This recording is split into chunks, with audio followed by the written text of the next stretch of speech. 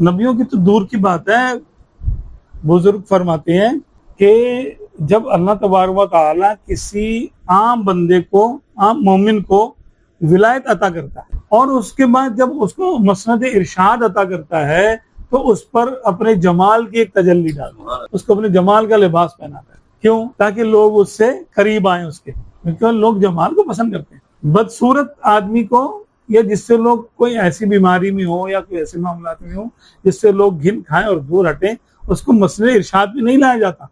अगरचे वली बना दिया जाए, उसको वली बन जाएगा, वो पहले कचरे में पड़ा हो, लेकिन वो मजजूबियत की तरफ चला जाएगा, वो मसनद इरशाद पे नहीं आएगा।